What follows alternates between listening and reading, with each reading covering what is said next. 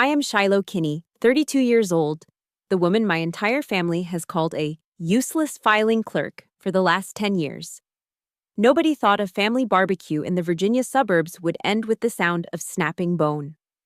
When Kyle, my hero cousin who just graduated boot camp, lunged at me with a manic smile, he thought he would crush me into the grass like a rag doll. He didn't know that my reflexes weren't forged at summer camp, but in the kill houses of the Middle East. In the moment he touched me, the air thick with the smell of stale beer suddenly turned to the metallic scent of blood. 6 seconds. That was all the time I needed to turn the family's pride into an unconscious heap at my feet and expose my mother's hypocrisy. Comment, justice, and subscribe if you've ever been underestimated by your own blood. This story is for the black sheep who are tired of bowing their heads. 2 hours before the ambulance sirens cut through the humid Virginia air, I was sitting in my sedan at the end of my mother's driveway. The deep, gravelly voice of a former Navy SEAL host on my podcast was discussing the discipline of silence, the tactical advantage of being underestimated. It was the only world that made sense to me. I looked at the house, a 2-story colonial with a perfectly manicured lawn that screamed middle-class American dream. The driveway was already packed with Ford F-150s and oversized SUVs, their bumpers plastered with patriotic stickers that most of the drivers didn't truly understand. I reached for the volume knob and killed the engine. Silence filled the car. I took a breath, holding it for a 4 count, then releasing it. This was the ritual. I had to take off the operator, the Tier 1 specialist who analyzed threat vectors and breach points, and put on the costume of Shiloh, the mousy, single, 30-something administrative assistant who supposedly filed paperwork for a logistics company in D.C. It was the heaviest armor I ever had to wear.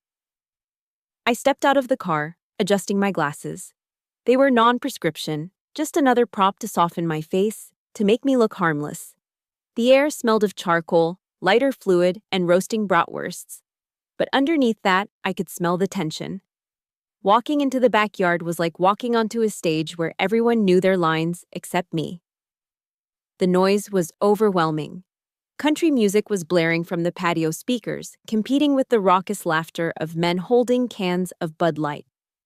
And in the center of it all, standing by the grill like he had just conquered a nation, was Kyle. He was 22, with a high and tight haircut so fresh his scalp looked raw. He was wearing a tight Marine Corps t-shirt that clung to his chest, making sure everyone saw the muscles he'd built over the last 3 months. He was holding a beer in one hand and a pair of tongs in the other, gesturing wildly as he recounted his time at Paris Island. "I'm telling you, Aunt Linda," Kyle shouted, his voice cracking slightly. "The drill instructors tried to break me. They really tried. But you just gotta have that mental toughness, you know? It's a mindset. Civilians just don't get it." My Aunt Linda and Aunt Sarah were gazing at him with eyes full of adoration, nodding as if he were explaining quantum physics. "Oh, he's so brave," Aunt Linda cooed, touching his arm. "Our little warrior." I stood by the sliding glass door, invisible. A warrior? He had barely finished basic training. He hadn't seen sand, hadn't heard a shot fired in anger, hadn't felt the concussive force of an IED rattling his teeth. He was a boot, a rookie with an ego bigger than his rucksack. But here, in this backyard, he was Captain America. I felt a sudden thirst, a dry scratch in my throat, and slipped into the kitchen to find a drink. The house was cooler, but the air felt heavier, suffocating with the memories of my childhood. I walked to the counter where the drinks were set up. I reached for a glass of white wine, just wanting something to dull the sharp edges of the afternoon. "Put it down." The voice came from behind me, sharp as a whip.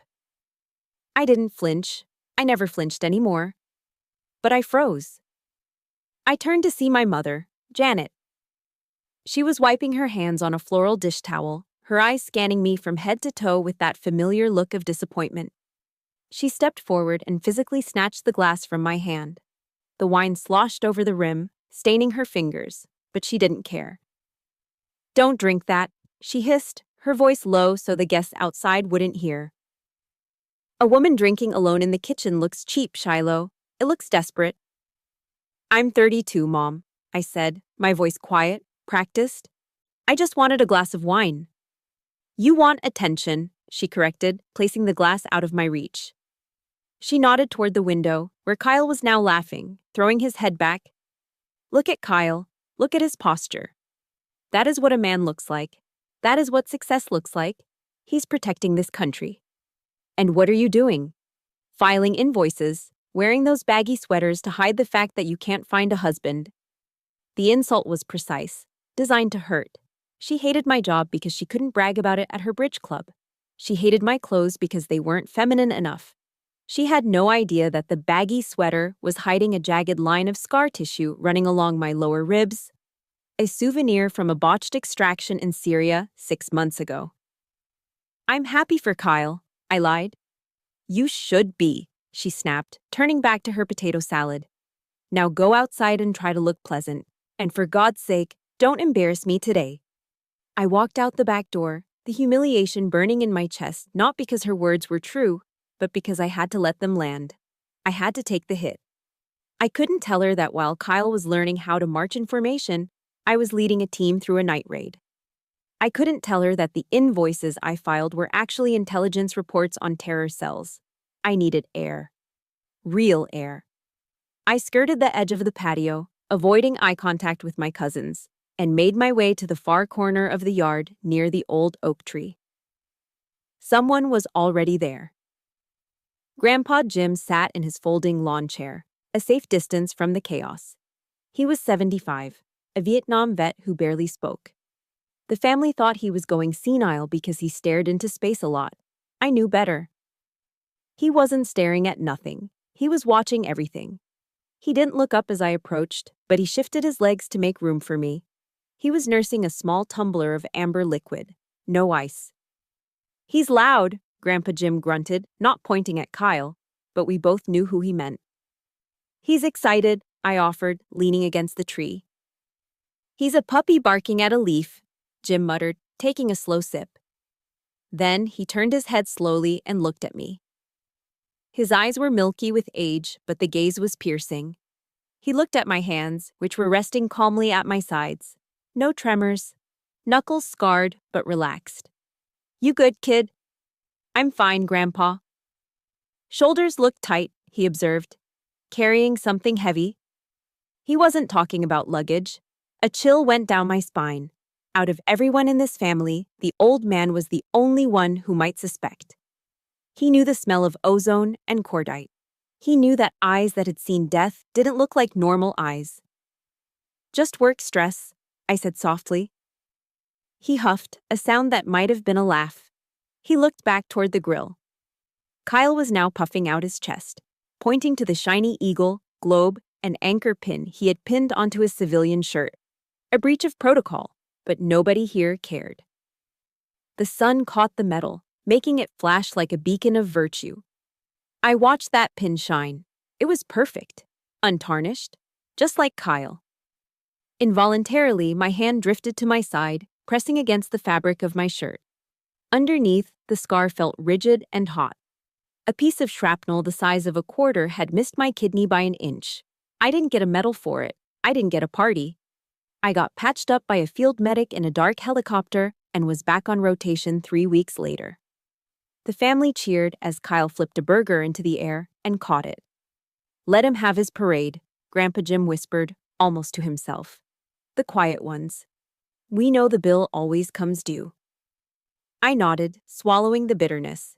I thought I could just stay in the shadows, survive the afternoon, and leave. I didn't know that in less than an hour the charade would be over, and the violence I kept locked away in a box would be the only thing standing between me and the ground. The late afternoon sun was beginning to dip, casting long golden shadows across the neatly trimmed grass, but the heat hadn't broken. It clung to my skin, sticky and oppressive, matching the mood radiating from the patio chairs. Kyle had taken center stage again. He was sitting on the edge of a lawn chair, surrounded by my aunts and a few neighbors, dramatically unlacing one of his pristine combat boots. He grimaced, sucking air through his teeth as if he were pulling shrapnel out of his own flesh. Man, he groaned, finally peeling off a thick wool sock to reveal his heel. You guys have no idea. The rucks we did? 12 miles, full gear. My feet were literally bleeding inside my boots. It's brutal. Aunt Linda gasped, covering her mouth with a hand adorned with too many rings. Oh, you poor baby. Look at that blister. Sarah, get the first aid kit from the house. He needs Neosporin. I looked. It was a blister. A small pink bubble of fluid the size of a dime. It wasn't bleeding. It wasn't infected. It was the kind of friction burn you get from breaking in new footwear at the mall. But to them, it was a war wound. It was evidence of his sacrifice. It's fine, Aunt Linda, Kyle said, waving her off with false modesty, basking in the attention. Marines don't complain. Pain is just weakness leaving the body, right? The phrase, a cliché printed on every motivational poster in every recruitment office in America, made my stomach turn. Pain is weakness leaving the body. Unconsciously, I shifted my weight, and a sharp electric jolt shot up my right side, seizing my breath for a fraction of a second. I forced my face to remain blank, forced my lungs to expand slowly against the restriction of the compression bandage hidden beneath my oversized sweater. The memory didn't ask for permission to return, it just kicked down the door. 3 weeks ago, the mountains of Kunar Province. It wasn't a sunny backyard in Virginia. It was pitch black, the kind of darkness that swallowed you whole. My team was moving fast, extracting a high-value asset before the local militia realized we were there. I had taken point. I didn't see the drop, a 10-foot fall into a ravine filled with jagged rocks. I landed hard. The sound was distinct, a dry snap like a dead branch breaking under a boot. 2 ribs, fractured on impact. The pain was blinding, a white-hot poker shoved into my side, but we were in hostile territory. Silence was our only armor. I didn't scream, I didn't groan. I bit through my lip until I tasted iron, pushed myself up, and signaled, "I'm good," to my team leader. We had 5 miles to hike to the extraction point. Every step was agony. Every breath felt like inhaling broken glass. But I walked. I carried my gear. I carried the weight because that's what the job demanded. There was no Aunt Linda to fetch Neosporin. There was only the mission and the men beside me. Shiloh, Aunt Sarah's voice snapped me back to the present. The mountains vanished, replaced by the smell of charcoal and cut grass. She was looking at me, holding a plate of deviled eggs, a pitying smile plastered on her face. "You're so lucky you don't have to deal with things like that," she said, gesturing vaguely at Kyle's foot. "Kyle is so brave to put his body on the line. I mean, your job. What is it again? Data entry. At least you get to sit in air conditioning all day. No blisters for you, right?" "Right," I said. The word tasted like ash. "Just typing." "Must be nice," Kyle chimed in, smirking as he rubbed his heel. "The civilian life, safe, easy, no drill sergeants screaming in your face." My mother, who had been listening from the doorway, let out a short, derisive laugh. "Easy is what Shiloh does best. She's always chosen the path of least resistance." That was the second strike. The first had been the wine glass. This one was aimed at my soul. And just like that, another memory surfaced, older and deeper than the broken ribs. 10 years ago, the day I left for selection. The day I packed my life into a duffel bag. Terrified and exhilarated, ready to serve something bigger than myself. My father had already passed, and I stood in the hallway, waiting for my mother to say goodbye. To say she was proud. To say, be safe. She hadn't even looked up from her magazine. "You're going?" she had asked, flipping a page. "Yes, Mom. The recruiter is outside." She finally looked at me, her eyes cold and hard. "You're not doing this for patriotism, Shiloh. Don't lie to yourself. You're running away. You're doing this because you can't get a man to stay. You're going to the army to hide from the fact that you're a failure as a woman. You're just broken. Broken." The word echoed in my head now, 10 years later, as I stood in this backyard surrounded by people who shared my blood but didn't know my name. They saw a spinster. They saw a disappointment. They saw a coward who chose a desk job because she couldn't handle the real world. My hand trembled slightly. I clenched it into a fist, hiding it in the pocket of my cardigan. The anger was rising, hot and dangerous. I wanted to rip off this sweater. I wanted to lift my shirt and show them the purple and yellow bruising that wrapped around my torso like a corset of violence. I wanted to show them the scar on my shoulder from a bullet graze in Yemen. I wanted to scream, I have bled more for this country in a week than Kyle will in his entire life. But I didn't. Because that wasn't the job. The job was silence. The job was letting them sleep soundly at night, blissfully ignorant of the monsters I fought in the dark. If they knew what I did, if they knew what I was capable of, they wouldn't look at me with pity. They would look at me with fear. And I didn't want my mother to fear me. I just wanted her to love me. I took a deep breath, fighting the sharp stab in my ribs. I needed an anchor, something to hold on to before I lost control. I closed my eyes for a brief second and whispered the words that had gotten me through the coldest nights and the hottest firefights. The words of King David, a warrior poet who knew something about being underestimated by his family. Blessed be the Lord my strength, which teacheth my hands to war and my fingers to fight. Psalm 144:1. It wasn't a prayer for peace, it was a prayer for capability. It was a reminder that my scars weren't signs of failure, they were proof of my training. God had forged me in fire, even if my family only saw the ashes. You okay, Shiloh? Kyle asked, his voice dripping with mock concern. You look a little pale. Maybe the heat is too much for you office types. I opened my eyes. The world came back into focus. I looked at him, really looked at him. I saw the insecurity behind the bravado. I saw a boy playing soldier because he needed validation. I'm fine, Kyle, I said, my voice steady, betraying nothing. Just a little headache. You should put some ice on that blister. Infection can set in fast. He laughed, dismissing me. Yeah, thanks for the tip, Dr. Shiloh. I turned away, walking back toward the edge of the yard where Grandpa Jim was still watching. I gently pressed my hand against my injured side, feeling the broken bones shift slightly under my touch. A secret pain. A silent honor. If you've ever had to smile while carrying a heavy burden that no one else can see, hit that like button. And tell me in the comments, what is one sacrifice you've made that your family never understood? Type, I am strong, if you know your worth doesn't come from their approval. They don't need to know, I whispered to the wind, repeating the mantra that kept me sane. As long as they're safe, that's enough. But as I looked at Kyle, who was now chugging his third beer and getting louder by the minute, a darker thought crept in. They were safe from the world, yes. But were they safe from themselves? Were they safe from the hubris that was growing like a cancer in the center of this party? I had a feeling the safety was about to be shattered. And unlike my ribs, this break wouldn't heal quietly. The sun was lower now, painting the Virginia sky in bruised purples and oranges, but the party showed no signs of slowing down. If anything, the alcohol had turned up the volume.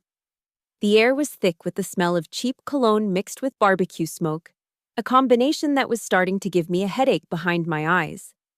I was leaning against the railing of the deck, swirling the melting ice in my cup of water, trying to blend into the woodwork. It was a skill I had perfected over years of undercover work, becoming gray, becoming forgettable. But forgettable wasn't on Kyle's agenda today. He spotted me from across the patio. I saw his eyes lock onto me, glossy and slightly unfocused from his fourth, or maybe fifth, Bud Light. He grinned, a predator who had just spotted a limping gazelle, and started weaving through the crowd toward me. Hey, there she is, Kyle bellowed, slinging an arm around my shoulders. His weight was heavy, oppressive, and he smelled like stale hops and sweat. The family's very own paper pusher. He squeezed my shoulder hard, his fingers digging into the muscle. I didn't flinch. I just stood there, letting him play his game. So Shiloh, he slurred slightly, leaning in close, his breath hot on my face. I was just telling Uncle Bob about the difference between us real warriors and the POGs. You know what a POG is, right? I knew exactly what it meant. Person other than grunt. It was the derogatory term infantrymen used for anyone who wasn't on the front lines, cooks, mechanics, administrative clerks. In his eyes, that's all I was, a POG. A fobbit who never left the safety of the forward operating base. I've heard the term, I said evenly, taking a sip of my water. Yeah, well, you're the definition of it. Kyle laughed, looking around for an audience. Aunt Sarah and Uncle Bob were chuckling, eager to be part of the joke. See, while guys like me are out there, Oscar Mike, that means on the mission, by the way. You guys are just sitting back, enjoying the Wi-Fi and the chow hall. My eye twitched. Just once. Oscar Mike meant on the move. It came from the phonetic alphabet, O for Oscar, M for Mike. It didn't mean on the mission. Any boot fresh out of training should know that. But here he was, butchering the lingo to impress civilians who didn't know a rifle from a rake. Sounds intense, Kyle, I said, my voice flat. Intense? You have no idea, he scoffed, puffing out his chest. You have to have your head on a swivel, constant vigilance. You never know where the threat is coming from. Constant vigilance. I looked at him, really looked at him, and in that moment, the cousin I had grown up with vanished. In his place was a tactical problem, a threat assessment. My brain switched gears effortlessly, slipping into the cold, analytical mode that had kept me alive in places Kyle couldn't find on a map. Target, male, approx. 180 lbs, intoxicated, balance compromised. I scanned his stance. He was leaning heavily on his left leg, his right foot crossed over his ankle in a casual, arrogant pose. If I were to sweep his left knee, just a quick, sharp kick to the perineal nerve, he would drop like a sack of cement. Defense, 0. His hands were occupied, one holding a beer, the other gesturing wildly in the air. His chin was jutting out, completely exposed. His jugular vein was pulsing beneath the skin of his neck, a perfect, inviting target. Analysis, amateur.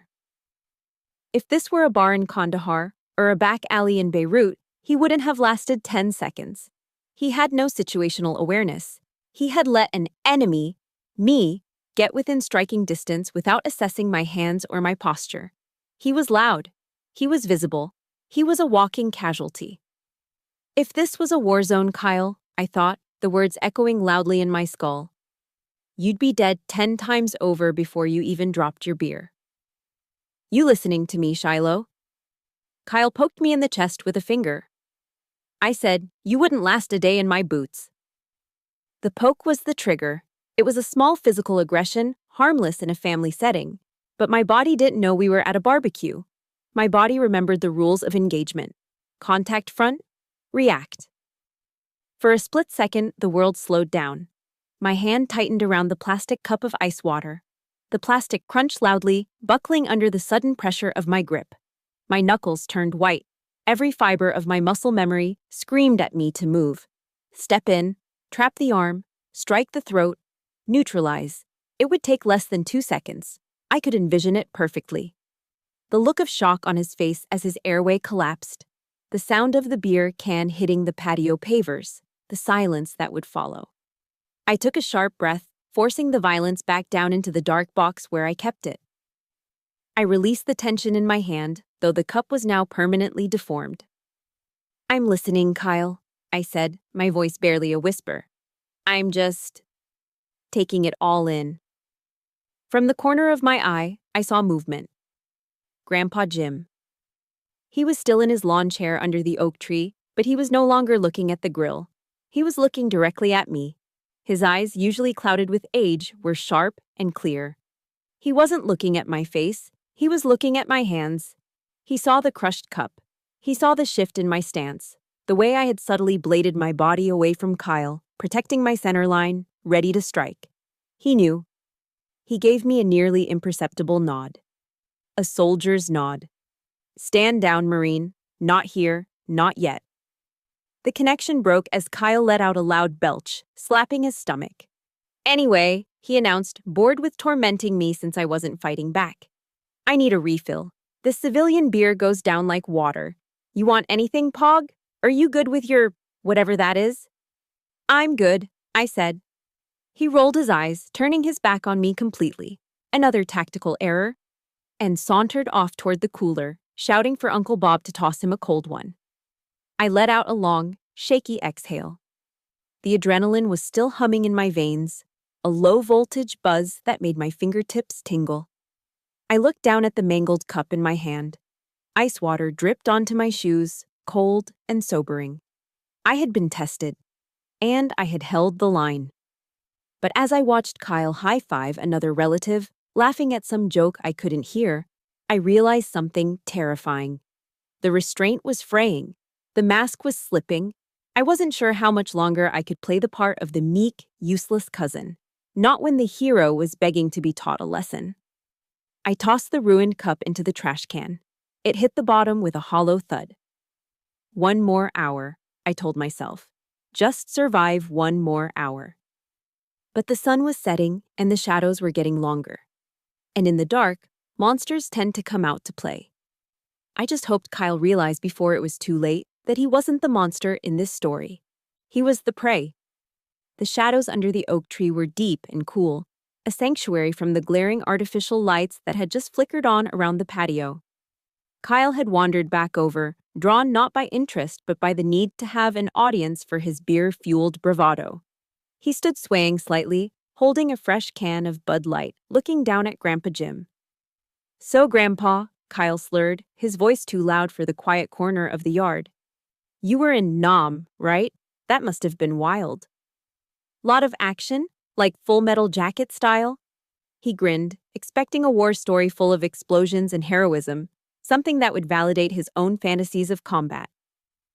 Grandpa Jim didn't look up immediately. He took a slow drag from a cigarette he wasn't supposed to be smoking, doctor's orders, and exhaled a thin stream of blue smoke into the humid air. When he finally spoke, his voice sounded like tires crunching on gravel. "It wasn't a movie, son," Jim said softly. "It was wet.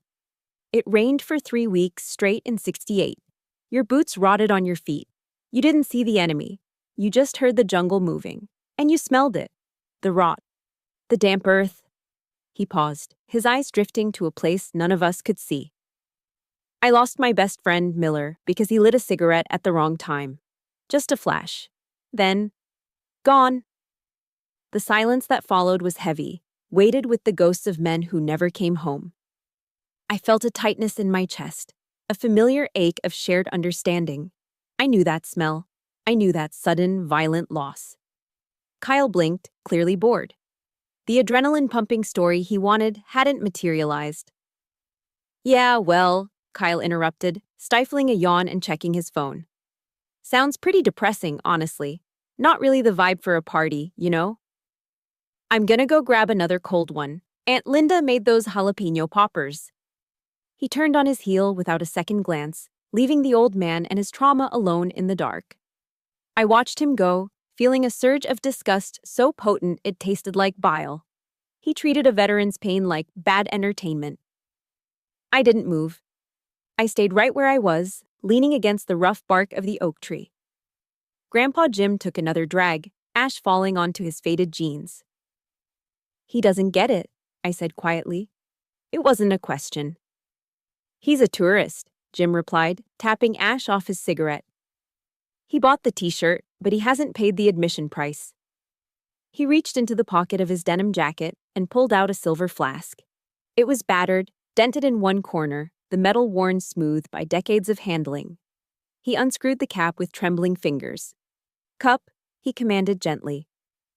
I held out my plastic cup. It was empty now, just a few drops of warm water at the bottom. He tipped the flask, pouring a generous measure of amber liquid. The smell hit me instantly. Peat, smoke, and oak. Good Scotch, single malt, probably older than Kyle. "Drink," he said. "It'll put some iron in your blood. Better than that horse piss the boy is drinking." I took a sip. It burned pleasantly on the way down, a warm fire settling in my stomach. It tasted like history. Like respect. "Thanks, Grandpa." He capped the flask and put it away. Then he turned in his chair, shifting his body so he was facing me directly. His milky eyes narrowed, scanning me with an intensity that made me want to check my own perimeter. "Your shoulder," he said. It wasn't a question. "Is it healing?" I froze. The glass of scotch stopped halfway to my mouth. I hadn't touched my shoulder. I hadn't winced. I hadn't favored it. At least, I didn't think I had. I don't know what you mean, I stammered, the lie clumsy on my tongue. Jim scoffed, a dry rattling sound. Don't bullshit a bullshitter, Shiloh. I saw you flinch when you lifted that case of soda earlier. Just a twitch in the jaw. And you're guarding your right side. You walk like you're carrying a pack, balancing the weight. He leaned forward, his voice dropping to a conspiratorial whisper. Shrapnel? Or did you take a hit? I stared at him, my defenses crumbling. For 10 years, I had fooled my mother. I had fooled my aunts. I had fooled everyone in this suburban masquerade, but I couldn't fool him. Game recognizes game.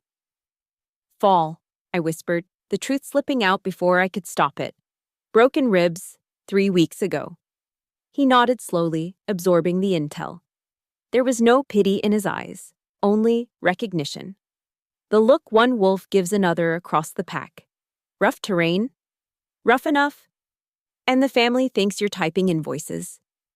It's better that way, I said, looking toward the house where the laughter was getting louder, more raucous. Mom, she needs to believe I'm safe. She needs to believe I'm boring. If she knew the truth, it would break her. Jim snorted. Your mother is brittle, Shiloh. She breaks if the wind blows the wrong way.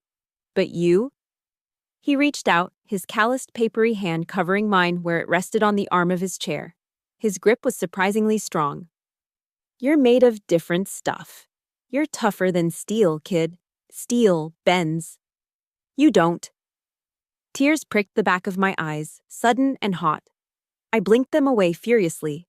I hadn't cried when I broke my ribs. I hadn't cried when the medic set them.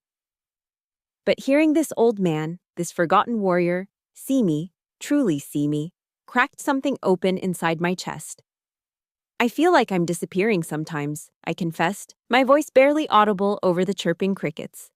Like Shiloh is just a ghost, and the only real thing is the mission. The mission ends, Jim said firmly. The war ends, even if it takes a lifetime. But you gotta survive the peace, Shiloh. That's the hardest part. Surviving the peace among people who don't know the cost of it. He took a swig from his flask, wiping his mouth with the back of his hand. You're not a ghost, he added. You're the only real thing in this whole damn zip code. We sat in silence for a moment, sipping our scotch, two soldiers from different wars finding a common frequency in the static of civilian life. It was the most peaceful I had felt in months. But the peace was fragile. A loud crash from the patio shattered the moment, glass breaking, laughter that sounded more like braying. I looked up. Kyle was standing on top of a cooler, swaying dangerously, holding a fresh beer high in the air like a trophy. He was shouting something about combat maneuvers. Grandpa Jim followed my gaze. His expression hardened, the warmth vanishing instantly. His eyes went cold, the eyes of a man who had seen villages burn. Watch him, Jim murmured, his voice low and dangerous. He's just drunk, I said, trying to dismiss the unease crawling up my spine. No, Jim said, shaking his head slowly. He's not just drunk. He's weak, and he's scared. He knows he's a fraud deep down. And a scared man with something to prove is the most dangerous thing on earth. He squeezed my hand one last time, a warning grip. Be ready, Shiloh, he whispered. The dog that barks the loudest is usually the one that's about to bite. And when he snaps, don't you dare hold back. I looked at Kyle, really looked at him, and saw the frantic energy in his movements, the desperate need for validation that was spiraling out of control. Grandpa Jim was right. The storm wasn't coming. It was already here. And I was the only one with an umbrella made of steel. The warning from Grandpa Jim hung in the air like ozone before a thunderstorm. The dog that barks the loudest is usually the one that's about to bite. It didn't take long for the bite to come. Kyle was bored. The adrenaline from his war stories had faded, replaced by the sloppy, aggressive buzz of too much cheap beer. He was prowling the patio, looking for a target, something to assert his dominance over now that the old man had dismissed him. His eyes landed on Leo. My nephew Leo was 12 years old, a quiet kid with messy hair and glasses slightly too big for his face. He was sitting on the edge of a planter box, engrossed in a video game on his phone, trying to make himself as invisible as I usually did. He was the family's punching bag, too sensitive, too artistic, not interested in football or hunting. "Hey, Leo," Kyle shouted, his voice slurring. "Get your nose out of that screen, boy." Leo flinched, looking up with wide, startled eyes. "I'm just playing, Kyle." "Playing?" Kyle sneered, stomping over to him. "You're rotting your brain. You need to learn some real skills. Get up." Before Leo could react, Kyle grabbed him by the back of his t-shirt and hauled him to his feet. Leo stumbled, dropping his phone onto the concrete. The screen cracked. "Hey!" Leo cried out, reaching for it. "My phone!" "Forget the phone," Kyle barked, spinning the boy around. "I'm gonna teach you some MC MAP, Marine Corps Martial Arts Program. You need to know how to defend yourself, or you're gonna get eaten alive in high school." The family laughed. Uncle Bob, who was filming on his own phone, chuckled. "Yeah, teach him a lesson, Kyle. Toughen him up." My stomach tightened. This wasn't a lesson. This was bullying disguised as tough love. "Okay, look," Kyle announced to his captive audience. "First thing you gotta know is how to escape a headlock. Come here." He wrapped his thick, sweaty arm around Leo's neck. It wasn't a playful hold. He clamped down hard, bearing the boy's head into his armpit. Leo yelped, his hands clawing at Kyle's forearm. "Ow! Kyle, stop! It hurts!" Leo's voice was thin and panicked. "It's supposed to hurt." Kyle laughed, tightening his grip. "Pain is weakness leaving the body, remember? Now try to break it. Come on, use your hips." Leo was flailing now. His face was turning red. His feet scrabbled against the patio stones. He wasn't learning anything. He was being choked by a drunk 22-year-old who didn't know his own strength, or didn't care. "Kyle, let him go," I said from the shadows, my voice low. But the noise of the party drowned me out. "Look at him," Aunt Linda giggled, sipping her wine. "He's like a little fish on a hook." "Mom!" Leo screamed, tears streaming down his face. "Mom, help me!" I looked at my sister-in-law, Leo's mother. She was standing next to my mom, holding a plate of brownies. She looked uncomfortable, but she didn't move. She looked at my mother for cues, and my mother, Janet, the matriarch, just smiled that tight, superior smile. "Oh, stop crying, Leo," she said, her voice cutting through the boy's sobs. "Don't be such a baby. Kyle is just playing. You need to learn to be a man. Let your cousin teach you something useful for once. Learn to be a man." The words hit me like a physical blow. The cruelty of it, the absolute willful blindness. They were watching a child be terrified, be hurt, and they were calling it education. They were calling it masculinity. Leo's struggles were getting weaker. His eyes were wide with terror, darting around the circle of smiling adult faces, looking for a savior and finding only an audience. And in that look, the backyard vanished. Suddenly, I wasn't in Virginia anymore. I was in a dusty village in Idlib. The smell of charcoal became the smell of burning tires. The sound of country music became the ringing in my ears after an explosion. And Leo's face, it became the face of a boy I had pulled from the rubble 3 years ago. A boy who had looked at me with that same desperate, pleading terror. "Help me." My vision tunneled. The edges of the world went gray. The only thing in color, the only thing that mattered, was the threat and the victim. The mask of Shiloh. The secretary dissolved. The armor of the meek daughter shattered. I didn't think. I didn't decide. The training took over. I set my plastic cup down on the small table beside Grandpa Jim. The movement was precise, deliberate. Grandpa Jim didn't try to stop me. He just sat back, his eyes hard, and whispered one word. "Go." I stepped out from under the oak tree. My movements were fluid, devoid of the clumsy hesitation I usually faked. I crossed the grass in 3 long strides, closing the distance to the patio. The air around me seemed to drop 10 degrees. "Kyle!" I didn't yell. I didn't scream. I used the voice I reserved for the field, the command voice. It was a tone that bypassed the conscious brain and struck directly at the primal instinct to obey. It was deep, resonant, and utterly devoid of fear. The laughter died instantly. Uncle Bob lowered his phone. Aunt Linda froze with her wine glass halfway to her mouth. Kyle stopped squeezing, but he didn't let go. He turned his head, his eyes glassy and confused, trying to locate the source of the sound that had just cut through his drunken haze. He saw me standing there, 10 feet away. My hands were empty, hanging loose at my sides. My posture was relaxed, but it was the relaxation of a coiled snake. "What did you say?" Kyle sneered, trying to regain his bravado, but his voice wavered. I repeated, each word landing like a hammer strike. "Let the boy go." "Or what?" Kyle laughed, though it sounded forced. He tightened his grip on Leo again, making the boy whimper. "You gonna file a complaint against me, Shiloh? Gonna write me up?" My mother stepped forward, her face flushed with anger. "Shiloh, get back inside. Don't you dare ruin this party with your drama. Kyle is just having fun." "This isn't fun," I said, my eyes never leaving Kyle's face. I didn't even look at her. "He's hurting him, and he's going to stop. Now." "Who are you to tell me what to do?" Kyle spat, his ego flaring up, overriding any sense of self-preservation. He shoved Leo away from him. The boy crumbled to the ground, coughing and clutching his throat. "You're nothing. You're a nobody." Kyle turned fully toward me, his chest heaving, his fists clenching. He took a step forward, entering my personal space. He loomed over me, using his height, using his bulk, trying to intimidate the little cousin. "You want to play soldier, Shiloh?" He growled, spit flying from his lips. "Come on then, make me stop."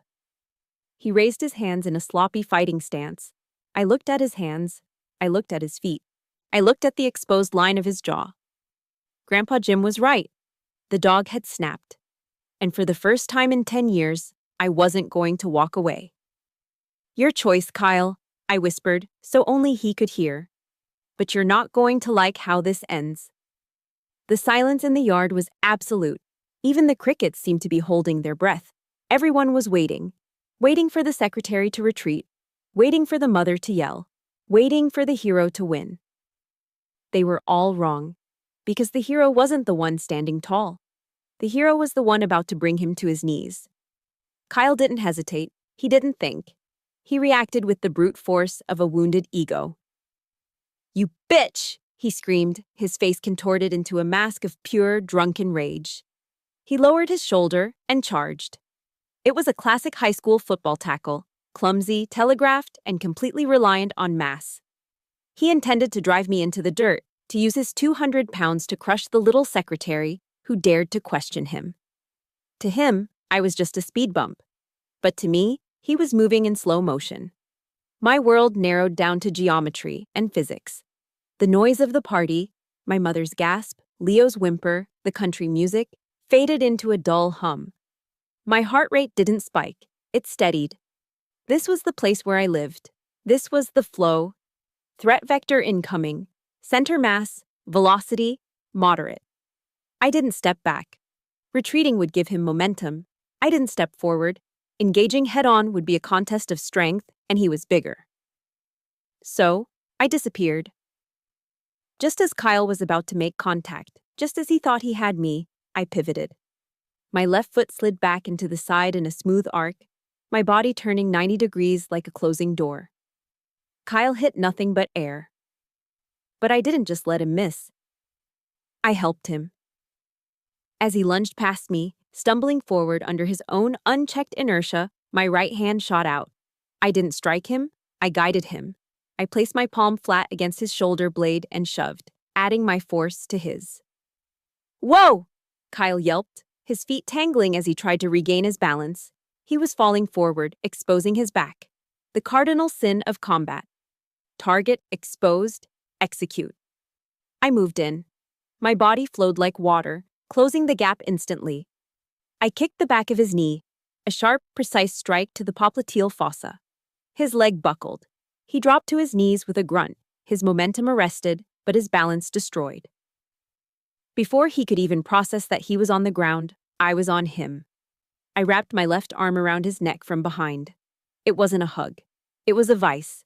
My bicep pressed against the right side of his neck. My forearm bone dug into the left. I grabbed my own right bicep with my left hand, locking the hold. My right hand moved behind his head, pushing it forward, cinching the noose tight. The rear naked choke. The Meta Leão. The lion killer. It wasn't about cutting off his air. That takes too long, and they fight too hard. It was about blood. I compressed his carotid arteries, the highways delivering oxygen to his brain. Kyle thrashed. He clawed at my arm, his fingernails digging into my skin, desperate and wild. He tried to throw himself backward to slam me onto the concrete. But I had already hooked my legs around his waist, grapevining his legs, flattening my hips against his back. I was a backpack he couldn't take off. "Stop!" someone screamed. Maybe my mother. Maybe Linda. It didn't matter. I leaned in close to Kyle's ear. He was making gurgling noises now, his panic escalating as his vision started to tunnel. "General Mattis said something you should have learned in boot camp, Kyle," I whispered, my voice calm, almost intimate amidst the violence. "Be polite, be professional, but have a plan to kill everyone you meet." I tightened the grip by a fraction of an inch. "You forgot the plan," I murmured. "And you forgot the professionalism." His thrashing slowed. His movements became jerky, uncoordinated. His brain was starving. The lights were flickering in the house. Carotid arteries compressed, I counted down in my head, syncing with the fading rhythm of his struggle. Hypoxia setting in. 3, 2, 1. Kyle's arms dropped. His body went limp, all the tension leaving him in a sudden rush. He was heavy, just dead weight in my arms. I held him for one more second to be sure, muscle memory from ensuring a target was neutralized. Then I released the lock. I unhooked my legs and stood up, letting him slump forward onto the grass. He lay there, face down, snoring softly, the sound of his body trying to reboot. I took a step back. I looked down at my hands, steady, not a tremor. I reached up and adjusted my glasses, which had slid slightly down my nose during the scuffle. I smoothed the front of my cardigan. I checked my pulse mentally. 65 beats per minute, a resting rate. Then, I looked up. The scene was frozen. It was a tableau of absolute shock. My mother stood with her hands covering her mouth, eyes wide with horror. Uncle Bob was still holding his phone, but his arm hung limp at his side. Aunt Linda looked like she was about to faint. Even Grandpa Jim looked surprised. Not that I had won, but at the efficiency of it. He raised his flask in a silent salute, a grim smile playing on his lips. Silence. The kind of silence that follows a gunshot. They were looking at me, but they weren't seeing Shiloh the secretary anymore. They were seeing a stranger. A stranger who had just dismantled their golden child in 6 seconds flat without breaking a sweat. I looked at Leo. The boy was still sitting on the ground where Kyle had shoved him, staring at me with awe. He wasn't scared of me. He was looking at me like I was a superhero who had just taken off her disguise. I winked at him. Then I turned my gaze to my mother. She took an involuntary step back, fear flashing in her eyes. Fear of her own daughter. "He'll wake up in a minute," I said, my voice cutting through the quiet yard like a razor blade. "He'll have a headache and a bruised ego, but he'll live." I looked down at Kyle one last time. He looked so small now, so harmless. Just a boy who played a game he didn't understand. "Next time," I said to the unconscious heap, "don't mistake silence for weakness." If you felt that justice in your bones, hit the like button right now. And tell me in the comments, have you ever shocked everyone by showing your true strength? Type underestimated if you know exactly how satisfying this moment feels. The spell broke. Aunt Linda let out a piercing shriek that shattered the stillness. "He's dead. She killed him. Oh my God, she killed him." The chaos I had held back finally flooded in. But I stood in the center of the storm, calm and untouched. I had crossed the line. I had revealed the monster. And for the first time in my life, I didn't care who saw it. Aunt Linda's scream was still ringing in the humid air, piercing and hysterical, drawing neighbors to their windows 2 houses down. "Call the police!" she shrieked, dropping to her knees beside Kyle's prone form. She hovered over him, her hands fluttering uselessly around his face, checking for injuries that weren't there. "Bob!" Call 911. She's crazy. She tried to kill him. The patio, which had been a stage for Kyle's arrogance just moments ago, was now a scene of utter bedlam. Uncle Bob was fumbling with his phone, his face pale, looking at me with wide, terrified eyes. He didn't dial. He was too scared to move, too scared to provoke the woman who had just dropped a Marine in 6 seconds. Kyle groaned, rolling onto his side. He coughed, a wet, hacking sound, and clutched his throat. The color was returning to his face, replacing the ghostly pallor of hypoxia. He's alive, I said flatly, not moving an inch. He's fine. He just took a nap. You shut up, Aunt Sarah yelled from the safety of the sliding glass door. You animal, look what you did to him. My mother, Janet, finally found her voice. She marched toward me, her face contorted into a mask of pure venom. I had seen her angry before, when I got a C in math, when I didn't make the cheerleading squad, when I missed church. But this was hatred. She stopped 2 feet from me and shoved my shoulder. It was a weak, frantic push that barely rocked me back on my heels, but the intent was violent. What is wrong with you? She hissed, spit flying from her lips. Are you insane? Are you on drugs? He was hurting Leo, I said, my voice calm, contrasting sharply with her frenzy. I pointed to where my nephew was still sitting on the ground, rubbing his bruised neck, looking at the adults with wide, confused eyes. Did you all miss that part? He was choking a 12-year-old. He was playing, my mother screamed, her voice cracking. They were boys roughhousing, but you attacked him. You could have snapped his neck. I controlled every movement, Mom. If I wanted to snap his neck, he wouldn't be coughing right now. The words left my mouth before I could filter them, cold and factual. My mother recoiled as if I had slapped her. She looked at me with genuine horror, not at the violence, but at the capability. At the stranger standing in her daughter's skin.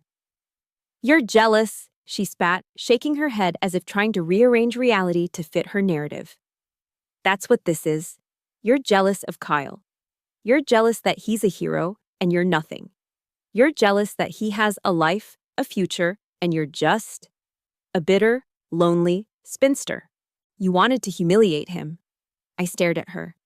The accusation was so absurd, so detached from reality, that I almost laughed. I'm jealous, I repeated quietly. Mom, look at him. Kyle was sitting up now, supported by Aunt Linda. He looked disoriented, rubbing his throat, his eyes darting around with fear. He wouldn't look at me. The bravado was gone, replaced by the shame of a bully who got checked. He's a drunk kid who doesn't know the first thing about combat, I continued. And you're all clapping for him like he's Captain America while he abuses a child. Don't you dare talk about him like that, Aunt Linda yelled, cradling Kyle's head.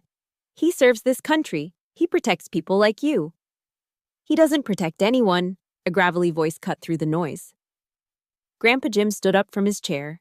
He moved slowly, leaning on his cane, but his presence filled the yard. He walked over to where the family was huddled around Kyle, casting a long shadow over them. The girl is right, Jim said, his voice low but thundering with authority. The boy was out of line. He was hurting the kid. Shiloh stopped it. You should be thanking her. Dad, stay out of this, my mother snapped, turning on her own father. You're senile. You don't know what you're seeing. She assaulted him. I know a soldier when I see one, Jim growled, thumping his cane on the patio stones.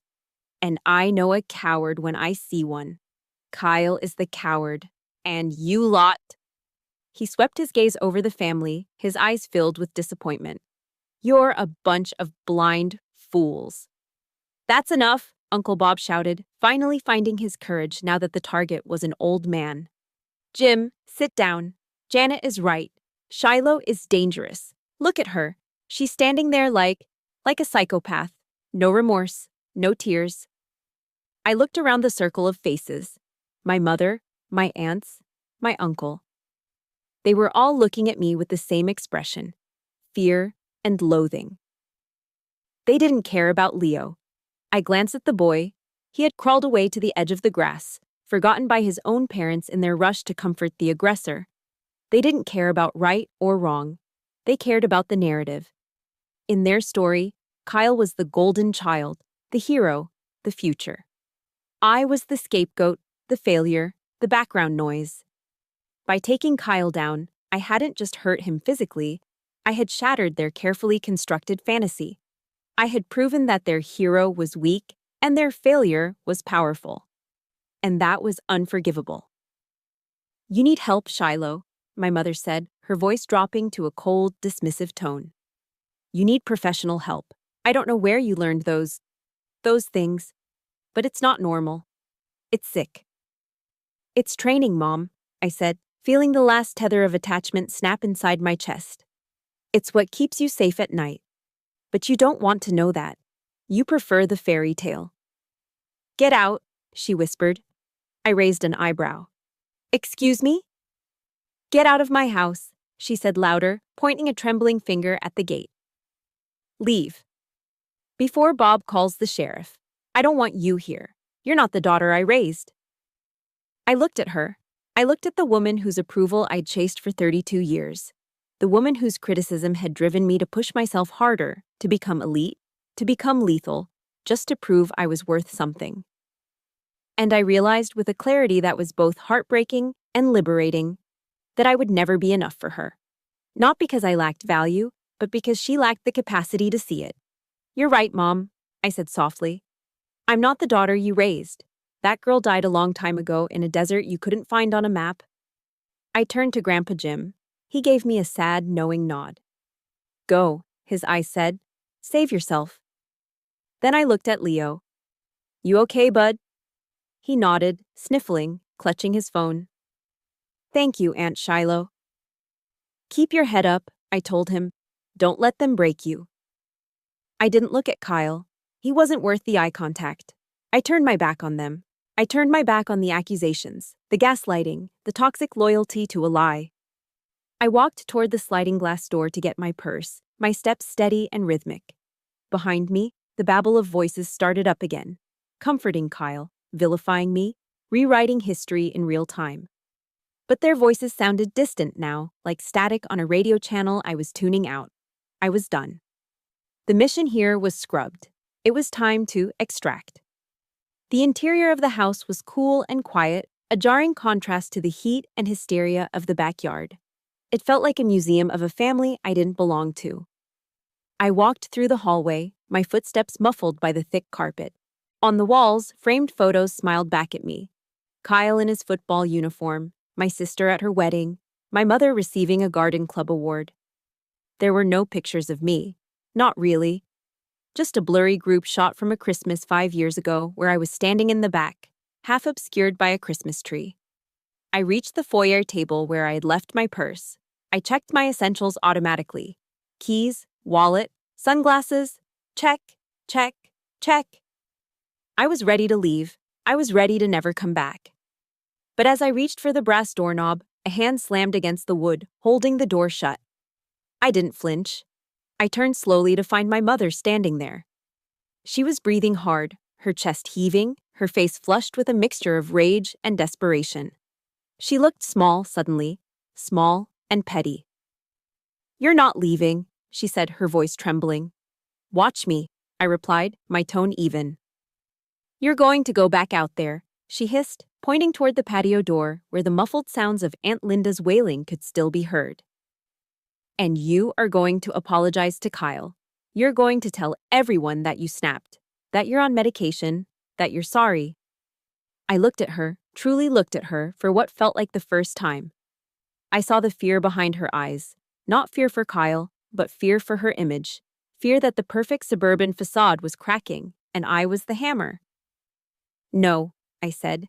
"Excuse me?" "No," I repeated, louder this time. "I'm not apologizing for stopping a bully, and I'm certainly not going to lie to protect your ego." "My ego?" she laughed, a harsh, bitter sound. "I am trying to save your reputation, Shiloh. Do you know what they're going to say about you? That you're unstable, that you're violent, that you're a loose cannon. No man is ever going to want you after this." There it was again. The ultimate currency in her world, a husband. As if my entire existence, my entire worth, hinged on whether or not someone wanted to marry me. I don't care what they say, Mom, I said, stepping closer to her. I loomed over her slightly, not with physical threat, but with the sheer weight of my presence. And I don't care about finding a man to validate me. You're pathetic, she sneered, falling back on her old weapons. You're a glorified secretary, Shiloh. You file papers, you answer phones, you live in a tiny apartment, and you have nothing. Kyle is a Marine. He is elite. You should be on your knees begging for his forgiveness. Something inside me finally snapped. Not with a bang, but with a quiet, decisive click. The lock on the door to my secret life turned. You think I file papers? I asked, my voice dropping to a whisper that was more terrifying than a scream. I know you do, she scoffed. That's all you're good for. I leaned in, invading her personal space until I was inches from her face. I let the mask drop completely. I let her see the eyes that had stared down warlords. I let her feel the cold radiation of a predator. That logistics company in DC? I said softly. It doesn't exist, Mom. It's a front, a shell corporation for the intelligence support activity. Her eyes widened. She opened her mouth to speak, but no words came out.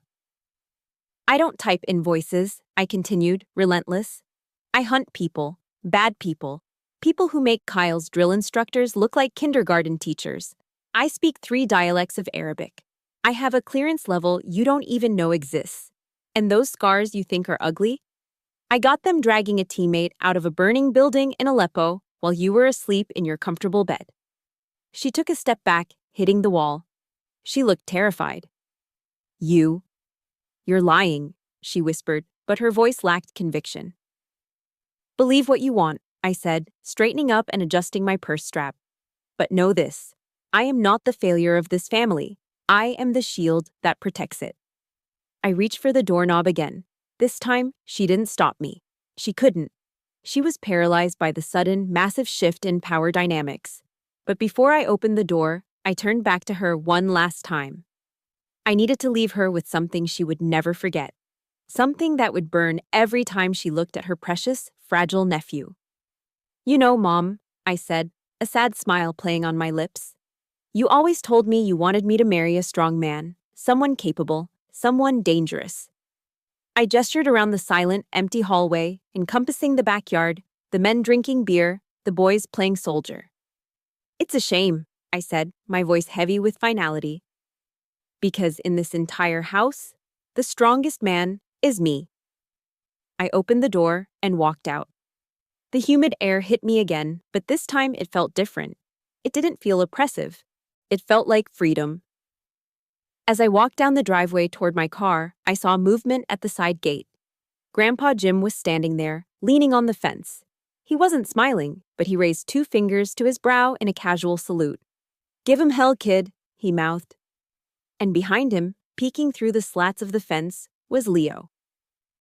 He gave me a small, shy wave.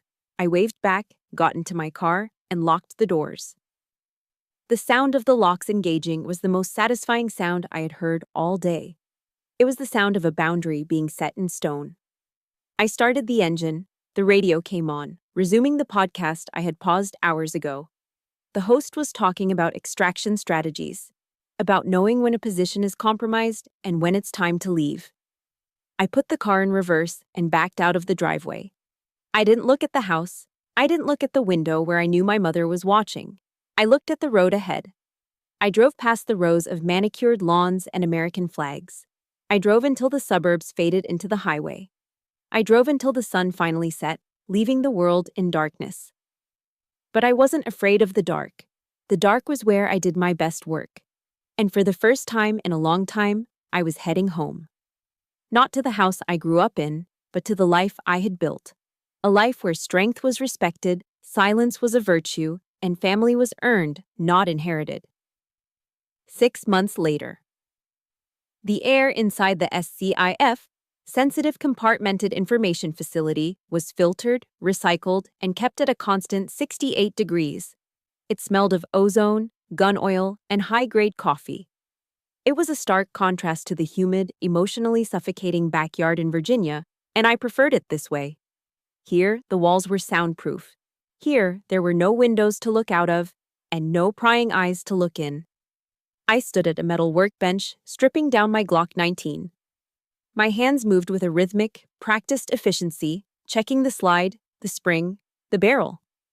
Click, clack, snap. It was a meditation. Boss? I didn't look up immediately. I finished reassembling the weapon, racked the slide once to ensure it was seated, and holstered it on my hip. Status, Miller? I asked, turning to face the man standing in the doorway. Miller was 6'4", a former linebacker from Texas with hands the size of dinner plates and a beard that violated at least 3 different grooming standards. He was a Tier 1 operator, a man who could clear a room of hostiles in under 4 seconds. And he was looking at me with the kind of deference usually reserved for generals or saints. Bird is fueled and prepped, ma'am, Miller said, his voice a low rumble. Wheels up in 10. Intel says the package is moving tonight. Good, I said, grabbing my plate carrier from the bench. Tell the team to gear up. We go dark in 5. Roger that. He lingered for a second, watching me check the straps on my Kevlar vest. You good, boss? He asked, not out of doubt, but out of loyalty. You've been running hot lately. I paused, looking at him. In this room, surrounded by lethal professionals, I wasn't the disappointment. I wasn't the spinster. I was the asset. I was the leader. I'm good, Miller, I said, offering him a rare, genuine smile. Just focused. Get to the chopper. He grinned and disappeared down the hallway. I had 5 minutes before I had to surrender my personal electronics and vanish from the grid. I walked over to my locker, a gray metal box with my call sign, Wraith, stenciled on the front. Inside, sitting on the top shelf next to a spare magazine, was my personal iPhone. I hadn't touched it in 12 hours. I picked it up, the screen illuminating my face in the dim light. One new notification. My thumb hovered over the screen. I knew the number. I hadn't deleted it, but I hadn't answered it either. It was Kyle. I swiped open the message. It was long, a wall of text sent at 2 a.m., likely fueled by insomnia and regret. Shiloh, it read. I know you probably won't read this. Mom told us not to contact you. But I had to say something. I leaned against the locker, feeling the cold metal through my tactical shirt. Uncle Bob sent me the Ring doorbell footage from the BBQ. I watched it. I watched it like 50 times. I slowed it down. I could picture him sitting in his barracks room or his parents' basement, hunched over a laptop, frame by framing the moment his world turned upside down. I saw what you did with your feet, the pivot, the weight transfer, and the choke. You didn't just grab me, you locked it. That wasn't self-defense class stuff. That was operator level. I scrolled down. I asked around. Some guys I know in Intel. They wouldn't tell me anything, but the way they shut up when I mentioned your name. Jesus, Shiloh. Who are you? A ghost, I thought. I'm the ghost you were too loud to hear. I'm sorry about Leo. The message continued. I was drunk, yeah, but that's no excuse. I was being a bully. You were right. Grandpa Jim was right. I felt small, and I wanted to feel big. I'm sorry I made you leave. If you ever want to talk, or teach me how to not get my ass kicked in 6 seconds, let me know.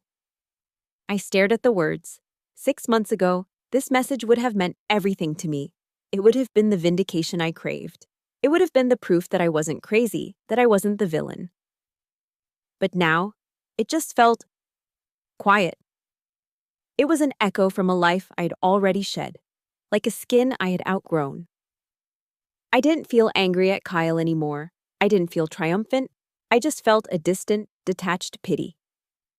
He was finally seeing me, yes, but he was seeing the cool part, the violence, the skill.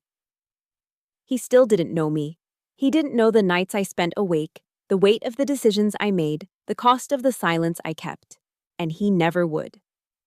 Because he hadn't earned that clearance. My thumb moved to the top of the screen. I didn't type a reply. I didn't type, I forgive you. I didn't type, go to hell. I tapped edit. Then, select message. Then, the trash can icon. Delete conversation? This action cannot be undone. I pressed delete. The message vanished. The screen went blank. It was that simple. No drama, no tears, just a digital cleaning of house. I didn't need his apology to validate my worth. I didn't need my mother's approval to define my strength. I had found my validation in the field, in the trust of men like Miller, in the quiet knowledge that when the world caught fire, I was the one holding the hose. I tossed the phone onto the shelf and slammed the locker shut. The sound echoed in the empty room like a gavel striking a block. Case closed. I put on my helmet, adjusting the night vision goggles until they clicked into place. I checked my radio frequency. I pulled on my gloves. The woman who craved acceptance at a barbecue in Virginia was gone. In her place stood Wraith. I walked out of the SIF and into the hallway, the heavy steel door sealing behind me with a pneumatic hiss. The corridor was long and lit by red emergency lights. At the end of it, the tarmac waited. The mission waited. I wasn't lonely. Solitude is a state of isolation. Aloneness is a state of being. I was alone, yes, but I was whole. As I walked toward the roar of the waiting helicopter, I didn't look back. There was nothing behind me worth saving. Everything I needed was right here, strapped to my chest and standing by my side. It was Oscar Mike, and I had work to do. The tarmac was alive with the scent of jet fuel and the deafening roar of rotors cutting through the night air. It was a chaotic symphony of power, but to me, it sounded like a lullaby. I walked toward the waiting MH-60 Blackhawk, the wind whipping my hair around my face. I didn't fight it. I let the rotor scour me clean, stripping away the last lingering doubts of the girl who used to apologize for existing. Miller was already inside, sitting near the door gunner position. He extended a gloved hand to pull me up. "Welcome aboard, boss," he shouted over the noise, his grip firm and reassuring. I hauled myself into the cabin and took my seat. Around me, the rest of the team was strapping in. There was Sanchez, checking the feed on his drone tablet. There was Davis, double-checking his medical kit. And there was Miller, giving a thumbs up to the pilot. I looked at their faces. They were tired. They were scarred. They were cynical and crude and dangerous. They didn't care about my relationship status. They didn't care about my fashion choices. They didn't care if I was ladylike. They only cared about one thing. Could I do the job? Could I bring them home? And the answer, written in the trust in their eyes, was yes. For 32 years, I had been told that family was about blood, that it was about shared DNA, shared last names, and shared Thanksgiving dinners where you swallowed insults along with the turkey. I had been told that you forgive family no matter what because they're all you have. I looked at Miller, who had once taken a bullet in the vest meant for me in Somalia. I looked at Sanchez, who had spent 3 days digging through rubble with me after an earthquake in Haiti, refusing to sleep until we found survivors. I realized the lie I had been fed. Blood is just biology. It's an accident of birth. It makes you related. It doesn't make you family. Family is the people who know the worst parts of you and stay anyway. Family is the people who would bleed for you, not the ones who make you bleed. Family is loyalty. It is earned day by day in the trenches of life. The pilot's voice crackled in my headset. "Wraith, we are green across the board. Ready for lift?" I pressed the transmit button on my chest rig. "Copy that. Let's fly." The helicopter lurched upward, defying gravity. The ground fell away. The base, with its fences and lights, shrank into a grid of geometry. As we climbed higher, banking toward the east where the first hint of dawn was bleeding into the sky, my mind drifted back to Virginia one last time. Not to the house, or my mother, or Kyle. They were fading now, becoming small and insignificant, like characters in a book I had finished reading. I thought of Grandpa Jim. I pictured him sitting on his porch, nursing a cup of coffee and maybe sneaking a cigarette. He was the only thread I hadn't cut. He was the bridge between my two worlds. He understood that sometimes you have to leave the people you love to save the person you are. I reached into my pocket and touched the small silver St. Christopher medal he had pressed into my hand the day I graduated from selection. "Safe travels," he had said. "Protect the flock. I was protecting the flock. My flock. The sun broke the horizon, a brilliant line of gold that set the clouds on fire. It bathed the cabin in warm amber light. It reflected off the visors of my team, turning them into faceless angels of war. I took a deep breath, filling my lungs with the thin, cold air. The pain in my ribs was a distant memory. The ache in my heart was gone.